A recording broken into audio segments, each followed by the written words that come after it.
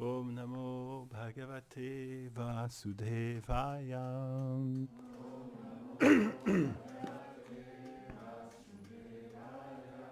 Om Namo Bhagavate Vasudevaya.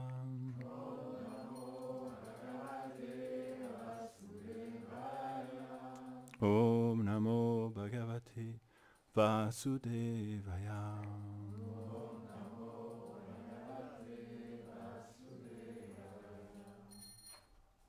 C'est pour demander à Krishna de nous permettre de comprendre qu'on chante ce verset. Puisque la Bhagavad Gita n'est pas différente du Seigneur. Alors, j'ai eu l'idée de parler du verset tout à la fin de la Bhagavad Gita. J'ai tendance, quand je lis des livres, de commencer par la fin. C'est une mauvaise tendance, hein, à ne pas apprendre. Et moi, je suis souvent comme ça, quand je lis un livre, je vais voir ce qu'il y a à la fin. Donc c'est le 18e chapitre, dernier chapitre, verset numéro 68. 68-69. Les deux vont ensemble, ils sont indissociables. Krishna dit à Arjuna. Donc là, on arrive, ça fait longtemps qu'il parle à Arjuna. Il a déjà dit 700 versets à Arjuna. Donc, c'est la fin. Tu sais, normalement, à la fin, dans les films, il y a une musique qui commence. Ça devient intense, c'est là où il y a il y a les cuivres qui arrivent, les violons et tout ça. Il a dit à Arjuna, Ya idam paramam guhyam mad bhaktesh abidasyati bhaktim mayi param kritva mam evaishyatiya samshaya. Vous avez tous compris? Il faut comprendre. Traduction. Il y a la traduction. Excusez-moi, hein, je ne vois pas très bien. Celui qui enseigne cette connaissance la plus confidentielle de la Bhagavad Gita à mes dévots parviendra à la plus haute dévotion pour moi et, devenant libre de tout doute, il m'atteindra finalement. Commentaire. Le Seigneur décrit en 2 versets les résultats obtenus par ceux qui transmettent les instructions sur la Bhagavad Gita. En premier, ils accèdent à la pure dévotion pour Krishna, et plus tard, ils l'atteignent. Ensuite, il a ajouté, petite touche, il dit à Arjuna, Nacha tasman manushyesu kashin me priya kritama. Bhavitana chame tasmat anya priyataro bhuvi. Dans la société humaine, il n'y a personne qui, par un service, ne puisse me faire autant de plaisir que celui qui explique ce message, que celui qui explique ce message de la Bhagavad Gita aux autres. Et il n'y aura aucun être dans le monde entier qui me sera jamais plus cher que lui. Commentaire. Le Seigneur Krishna dit, il n'y a personne dans ce monde qui accomplisse un service pour moi qui me soit si plaisant. Il n'y a personne non plus qui me soit aussi cher que celui qui porte ce message de la Bhagavad Gita aux autres. Tout dévot doit donc prêcher et distribuer les gloires de la Bhagavad Gita. Il n'y a rien qui puisse lui faire plus plaisir. Nul dans cette société humaine n'est plus cher à Krishna que celui qui fait connaître cet enseignement. Intéressant. Parce que Krishna explique ici comment lui devenir cher.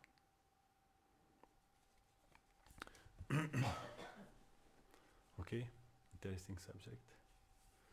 Om Agyanati Mirandasya Ganam Janam Shalakaya Chakshurun Militam Yena Tasmai Shigurave Namah Shri Chaitanya Manobhistam Stapitam Yena Bhutale Swayam Rupa Kadamahyam Dadati Svapadantikam Namo Mahavadanyaya Krishna Prema Pradayate Krishnaya Krishna Chaitanya Namne Gora Dvishe Namaha Shri Krishna Chaitanya Prabhu Nityananda Shri Advaita Gadadhara Shiva Sadi Gaura Bhakta Vrinda Hare Krishna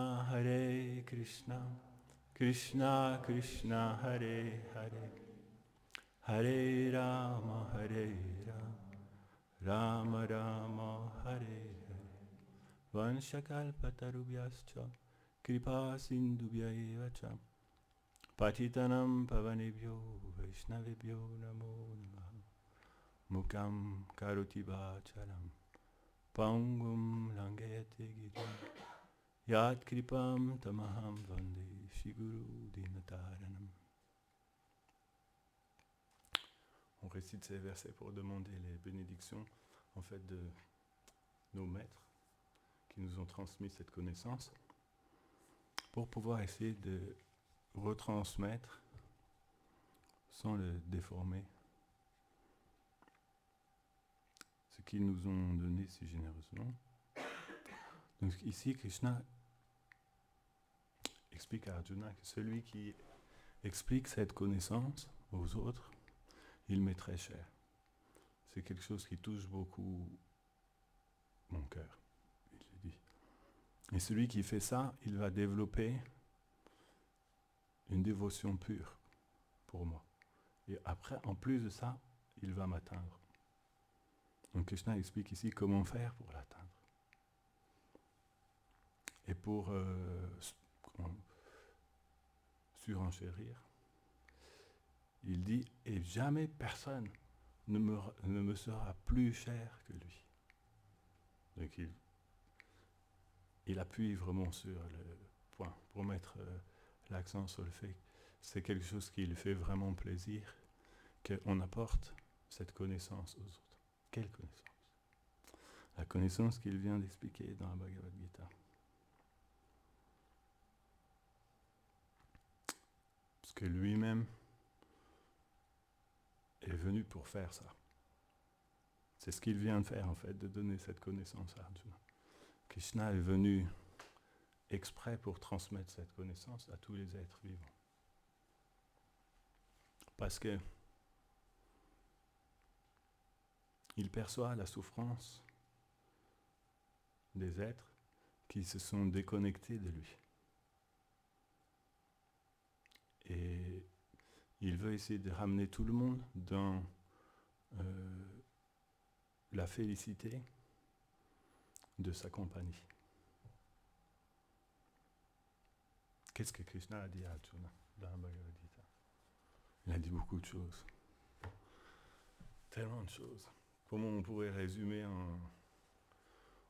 comme ils disent les Anglais, in a nutshell, dans une coquille de noix.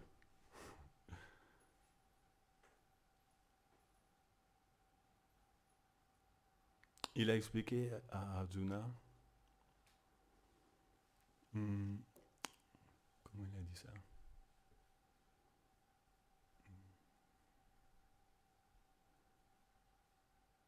Aham sarvasya prabhavo. Aham sarvasya prabhavo. Il a dit, en fait, tout ce qui existe émane de moi. Je suis la source de tout ce qui existe. Les choses spirituelles comme les choses matérielles aussi. Je suis la source qui soutient tout, et tout vient de moi. C'est moi qui ai tout créé, et tout rentre en moi au moment de la destruction. Ceux qui comprennent ça, ils arrêtent de perdre leur temps inutilement, et ils m'adorent de tout leur cœur. Si tout vient de Krishna, autant se concentrer sur l'essentiel. Il a dit aussi à Arjuna,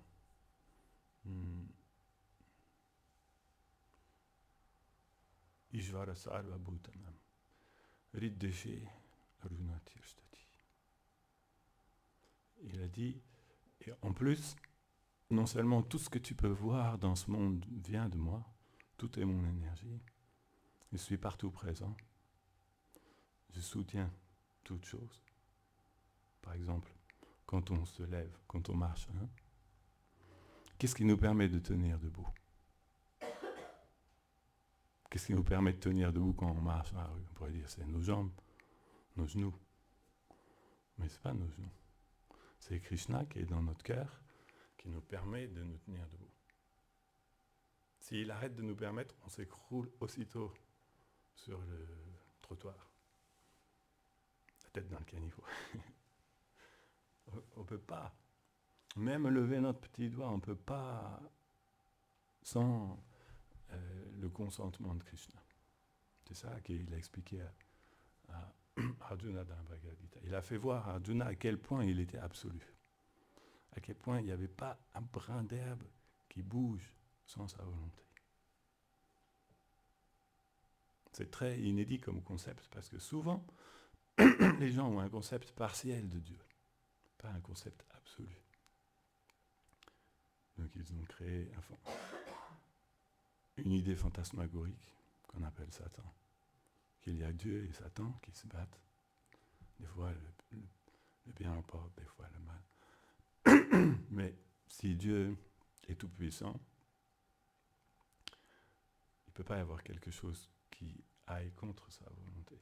C'est ça que Krishna explique à Arjuna. Même s'il y a une énergie qui peut être, on peut dire, déroutante, elle est aussi son énergie. Et elle est sous son contrôle. Maya Dakshina Prakriti. Même l'énergie matérielle, il a dit Arjuna, elle agit sous ma directive. Elle ne peut pas agir indépendamment. Parce que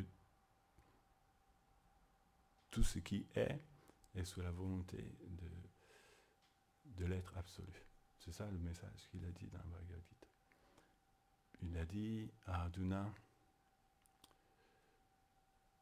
il n'existe rien en fait qui me soit supérieur. Comment on dit ça? Mata parataram nanyat. Il n'existe rien en fait qui me soit supérieur. Tout ce que tu peux voir en fait repose sur moi comme des perles sont enfilées sur un fil. Ça c'est l'aspect omniprésent de Krishna. C'est pas la peine que tu cherches autre chose que moi, il n'existe rien d'autre que moi. Dans le Srimad Bhagavatam, c'est expliqué quelque chose de très très intéressant. Il dit le concept qu'il existe quelque chose d'autre que Krishna, ce concept-là, vous comprenez? Le concept qu'il existe quelque chose d'autre que Krishna n'existe que dans la tête de celui qui le pense. Vous saisissez la subtilité? Ce concept-là n'existe que dans la tête de celui qui le pense. De la même manière que quand quelqu'un rêve, le rêve de cette personne n'existe que dans la tête de cette personne. Ça ne va pas affecter le monde qui est autour de lui. C'est juste, il se fait son petit film dans sa tête, il s'y croit. Il croit qu'il est sous un cocotier, bon, mais il n'est pas du tout. Mais dans sa tête, il se fait son petit film. Il dit de la même manière, le concept qu'il existe quelque chose d'autre que Krishna n'existe que dans la tête de celui qui pense. C'est une manière poétique de dire les choses. Rhétorique, on va dire. De la même manière que quand quelqu'un, pendant la journée, rêve « Oh, si j'avais 1 million d'euros ou 1 milliard d'euros, je m'achèterais un palais en Espagne et je m'achèterais une île aux Bahamas. » Il n'y en a plus, elles sont toutes vendues, mais quand même, il doit y en avoir peut-être qui reste quelque part. Je m'achèterais un bateau, un jet privé. Tout ça, ça existe juste dans sa tête. En fait, il est sur un banc, il a des feuilles qui tombent à côté de lui, mais il a un certain rêve. Krishna dit, c'est pas Krishna qui dit ça, c'est les sages, le Navayogendra, qui explique à Maharaj Nimi. Il dit, si quelqu'un pense qu'il existe autre chose que Krishna, c'est juste dans sa tête que ce concept-là existe. Parce qu'en réalité, il n'existe rien d'autre que Krishna. Premier point que Krishna explique dans la Bhagavad Gita. Ensuite, il dit à Arjuna, en plus de ça, je me trouve dans le cœur de chaque personne. Je suis là personnellement, pleinement présent dans le cœur de chaque être vivant. Et c'est moi qui guide sa vie. Les gens pensent qu'ils sont les architectes de leur propre destinée. Non, c'est moi qui suis l'architecte de leur destinée. Il arrange tout. Comment les choses vont se passer. Ça ne veut pas dire qu'on n'a rien à faire, on a à faire. Parce que Krishna, même s'il contrôle tout, il nous écoute beaucoup. Il n'est pas un dictateur. Il est, bien qu'il soit tout puissant, il aime combler les désirs de tous les êtres.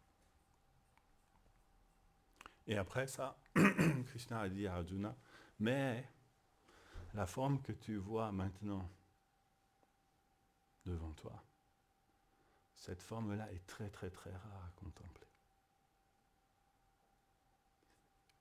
En fait, même les plus grands sages, ils n'ont pas la chance de pouvoir me voir comme tu me vois maintenant. Donc Krishna explique. Comment faire pour pouvoir me rencontrer comme ça? Comment faire? Bhaktyamam abhijanati yavan yoveti tadvata. Pour pouvoir me rencontrer, il faut développer un sentiment qu'on appelle bhakti, la dévotion ou l'affection. Je ne peux être approché que par un sentiment d'amour pur. Bhaktyam abhijanti.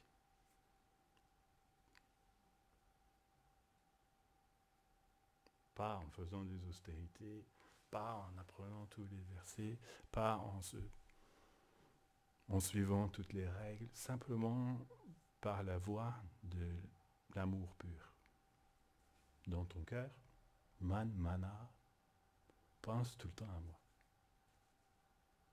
Man, mana, bhava, madbhakto. Pense à moi avec affection. Mat chita, mat gata prana. Donne-moi ton cœur. Chita, ça veut dire le cœur. Mat chita. Donne-moi ton cœur. Mat gata prana. Fais de moi le but ultime de ta vie. Mat chita, mat gata prana. Bodhayantas paramparam.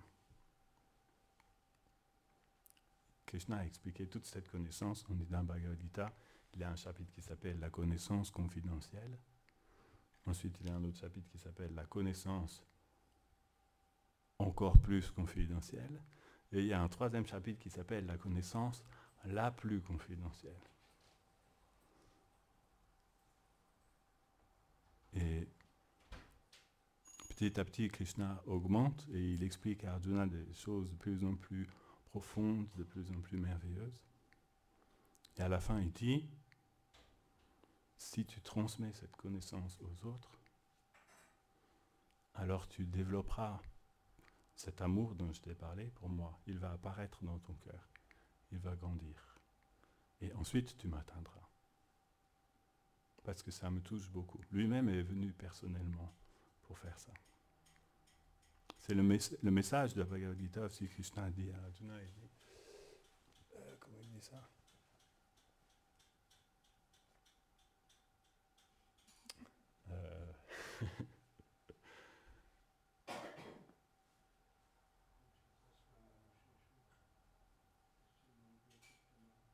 Non. Oui aussi, mais je voulais dire autre chose, peu importe. Yuge. Abhyutanam adharmasya. Comment il dit ça? Yada hi dharmasya. Abhyutanam adharmasya. Il dit régulièrement, en plus, je viens personnellement, moi-même, dans ce monde. Krishna vient personnellement dans ce monde, dans sa forme transcendantale. Que à laquelle personne n'a accès normalement. Krishna apparaît dans sa forme transcendantale pour transmettre lui-même ce message, qui est un message d'amour. Parce que tout est basé sur l'amour. Ultimement, tout est basé sur l'amour. Mais, Même après avoir fini la Bhagavad Gita, Krishna n'avait pas tout dit. Il n'avait pas tout dit, il restait quelque chose à dire qu'il n'avait pas dit. Parce que c'est pas si facile que ça de déballer tout son cœur comme ça. Surtout sur un champ de bataille, il y avait du monde à la Bhagavad Gita. C'était un contexte particulier, on va dire. Donc Krishna a dit beaucoup de choses merveilleuses à Arjuna, mais il n'avait pas tout dit. Il restait quelque chose qu'il n'avait pas expliqué. Donc Krishna est revenu encore une fois. Cette fois-ci, il est revenu, il avait changé d'aspect. Il n'était plus bleu sombre, comme la couleur d'un lotus.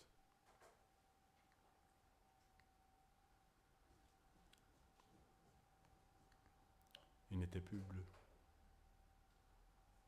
Il était devenu doré. Tout son corps était devenu doré. Comme la couleur de l'or en fusion, ça explique. Vous avez déjà vu de l'or en fusion? Ça court plus les rues de nos jours, c'est vrai, les orfèvres, on n'en voit plus trop souvent. Il y a beaucoup de choses qui n'existent plus maintenant, mais on a Google. Ça compense. On peut tout savoir, non? Tu poses une question à Shecha, il sort son téléphone, il dit plus, et la réponse apparaît, non? C'est fort, n'empêche. Chai. Krishna n'avait pas expliqué comment faire pour accéder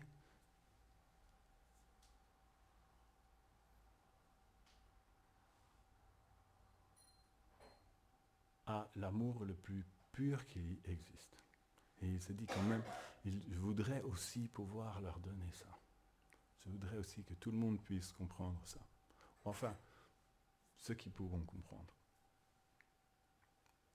Donc Krishna est revenu. Cette fois-ci, il était devenu doré. Parce que pour transmettre le message qu'il voulait donner, il fallait qu'il soit dans un état d'esprit particulier. Donc, il est devenu doré pour pouvoir venir expliquer au monde qu'en fait,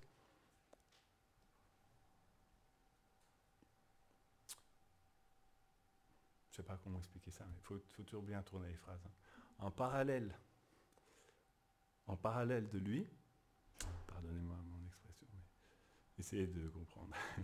En parallèle de lui, simultanément, il existait une autre personne tout aussi sublime que lui. Cette personne-là était en fait son amour personnifié. Ça, Krishna n'a pas expliqué dans la Bhagavad Gita. Il n'y avait pas. Il a fait allusion à un moment donné, mais de façon difficile à comprendre.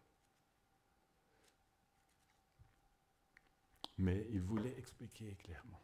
Krishna voulait expliquer clairement que, en fait, le propre amour qu'il porte dans son cœur existe aussi sous la forme d'une personne magnifique, qu'on appelle Radha.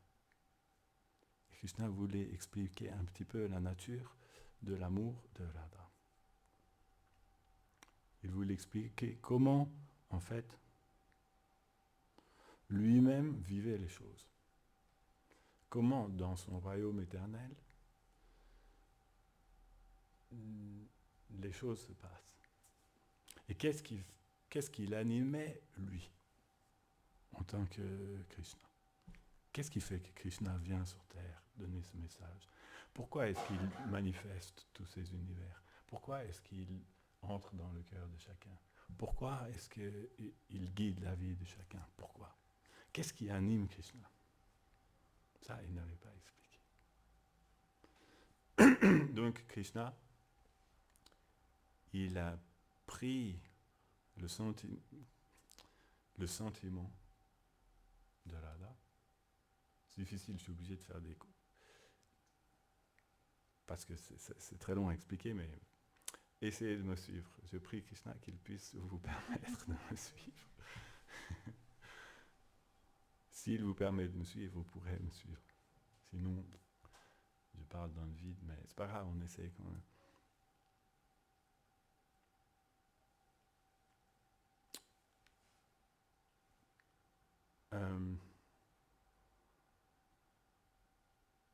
Je ne sais plus où j'en étais du coup.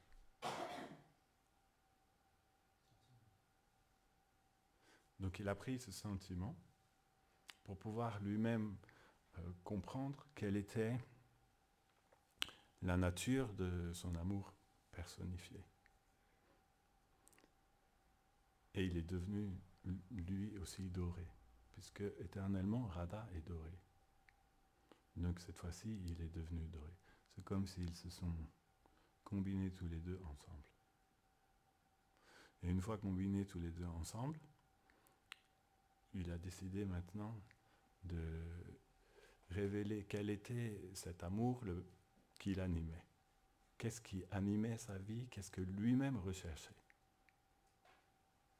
Très intéressant à comprendre, parce que si on veut connaître une personne, on doit essayer de comprendre qu'est-ce qu'il y a au fond du cœur de cette personne-là.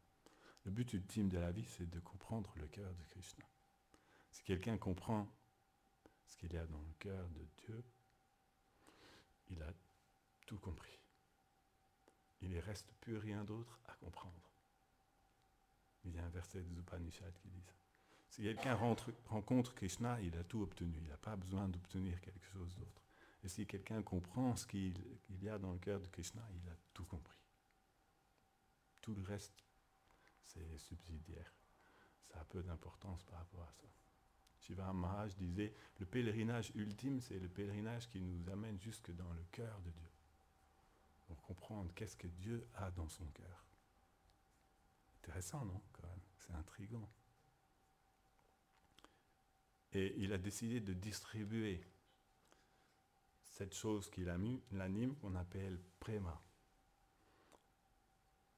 Je ne peux pas essayer de vous expliquer qu'est-ce qu'est prema, puisque Vishwanath Chakravarti Thakur a écrit « Celui qui essaye d'expliquer qu'est-ce qu'est prema, ça veut dire qu'il ne comprend rien. » Puisque c'est impossible d'expliquer qu'est-ce qu'est prema.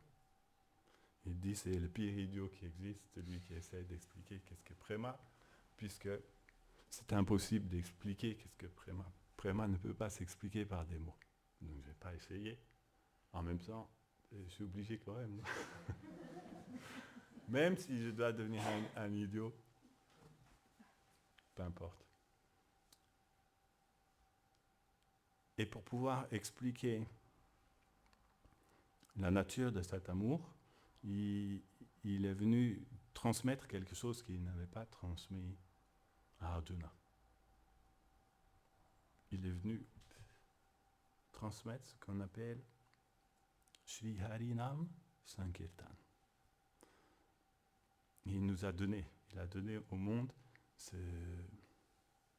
comment on peut dire, ce cadeau sans pareil. Ce cadeau sans pareil. Qui est, Harinam Sankirtan, ça veut dire le fait de chanter son nom, avec tout son cœur.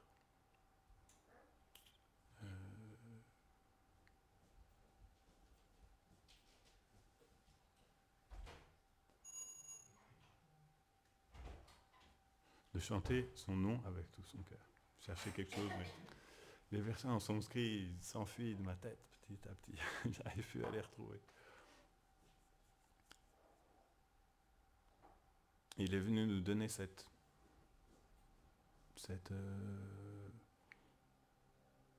opportunité sublime, en nous disant en fait que si vous chantez ce mantra, si vous chantez mon nom sous la forme de ce mantra, alors tout vous sera révélé petit à petit. Dans votre cœur, vous pourrez comprendre qu'est-ce que Prema. Petit à petit, graduellement. C'est comme une formule magique. Hare Krishna, Hare Krishna. C'est comme quand on fait des tresses, tu sais, on met un coup celle de droite, un coup celle de gauche, un coup celle de... Ça fait une tresse. Et ceux qui font du tricot ou du crochet, ils savent qu'il existe différentes combinaisons. Droite-gauche, gauche-gauche, droite-droite. Non, non. Droite-droite, gauche. Après, ça fait une fleur, tu sais. Vous voyez ce que je veux dire? Selon les points qu'on fait, de point à gauche, de point à droite, ça va faire des motifs. Krishna, il a tressé ce mantra en prenant 3 noms, il les a tressés comme ça. Hare Krishna, Krishna Krishna, Hare Hare, Hare Rama, Rama Rama, Hare Hare. Il a fait une guirlande comme ça. Il a donné,